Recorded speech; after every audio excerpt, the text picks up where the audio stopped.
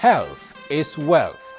But how true is that when it comes to environmental pollution in Nigeria? According to the global report by the Health Effects Institute, Nigeria is ranked as the fourth most polluted country of the world, and the country is also ranked first in open defecation globally. An unclean environment can pollute the atmosphere, impoverish the people, and cause disease among them. I had a discussion with the National Environmental Standards and Regulations Enforcement Agency on what is being done about our environment.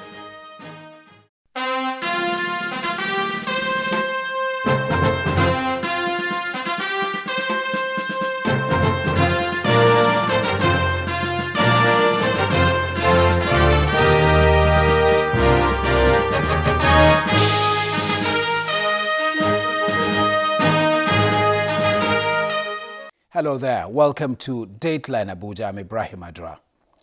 Access to potable water, like other basic amenities, is a major challenge for many settlements in different parts of the country.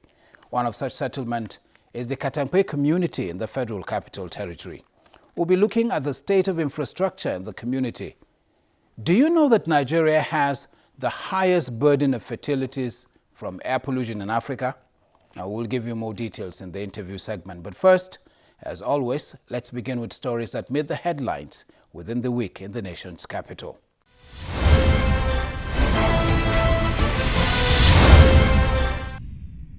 President Muhammadu Buhari is asking the Judiciary to establish efficient structure for the proposed special crime courts to remove bottlenecks in the prosecution of suspects. The president made the request to judges of superior courts at a 5-day conference.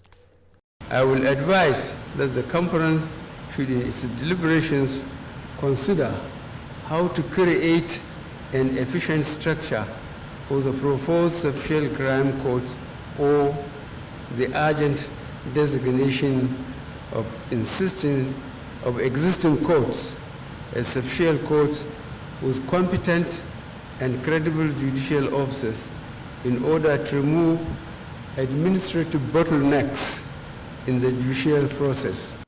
President Muhammadu Buhari met with the President of the United Nations General Assembly, Professor Tijani Bande, who is rounding up his 4-day official visit to the country. Professor Bande told State House correspondents that he would work with other partners to deliver on the target of sustainable development goals in Nigeria. Just to reiterate that I've come here in recognition of the support the President of Nigeria and Nigeria has given to my office since my adoption of duty. Everything that was promised me in terms of personnel and funds was given. And I have therefore every reason to make sure that at the end of the day, what we promised to achieve, we have achieved. Of course, a lot is dependent on what cooperation we're able to obtain from other member states. The federal government has unveiled the Sexual Offender Register for victims and the general public to report sexual offences.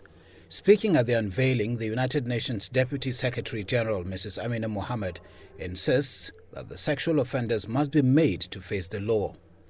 In order to end rape and other forms of gender-based violence, we must invest in prevention by addressing the root causes of the problem.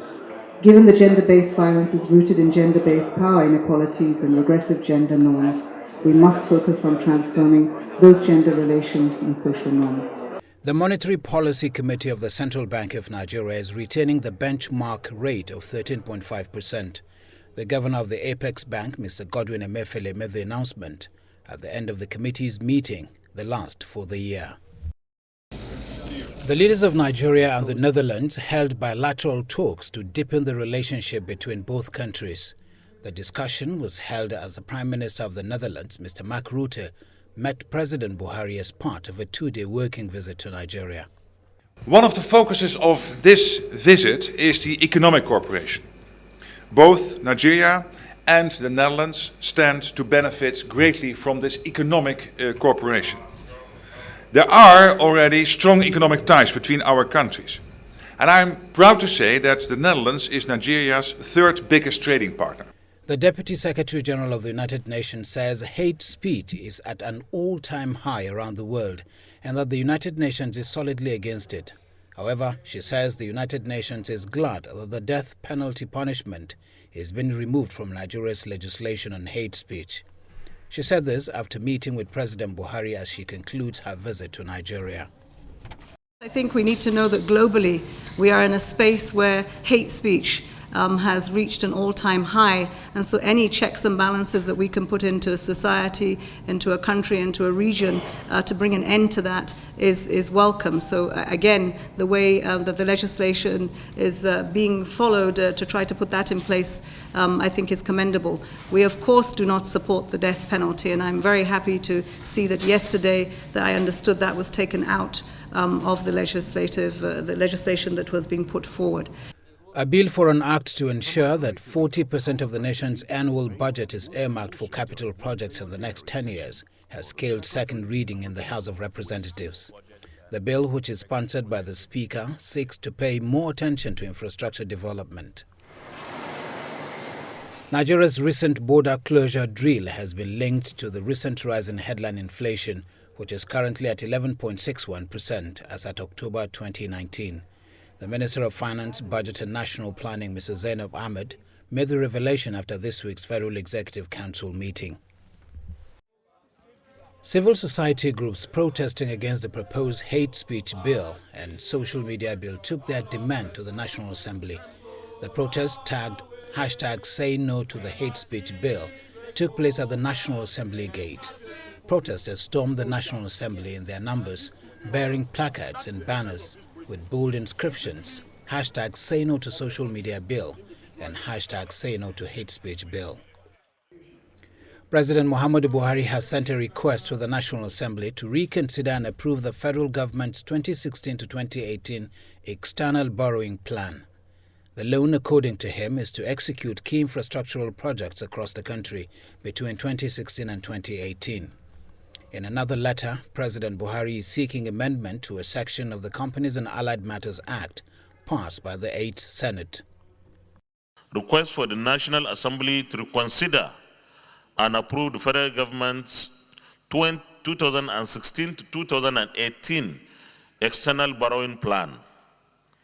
Pursuant to sections 21 and 27 of the Debt Management Office Establishment etc. B Act, I hereby request for resolutions of the Senate to approve the federal government's 2016 to 2018 external borrowing plan, as well as relevant projects under this plan. Nigeria may be on her way to digital economic prosperity as President Muhammadu Buhari unveils a strategy document that will galvanize the sector towards employing millions in the country. The president unveiled the document at a conference on e-Nigeria. All ministries, departments, and agencies are expected to comply with these policies. I have therefore directed the Federal Ministry of Communications and Digital Economy to develop training and sensitization programs that will be rolled out across all key MDAs with immediate effect. A total of 26 individuals, including business mogul Alhaji Aliko Dangote, chairman of UBA Group Mr. Tony Elumelu, and the chairman of Channels Media Group Dr. John Momo, are among recipients of the 2019 National Productivity Order of Merit Award. The secretary to the government of the Federation decorated them with the awards. We celebrate you today for your outstanding achievements and breakthroughs in your different areas of enterprise. I trust that this award would propel you to greater heights and to do more for sustainable growth in our country.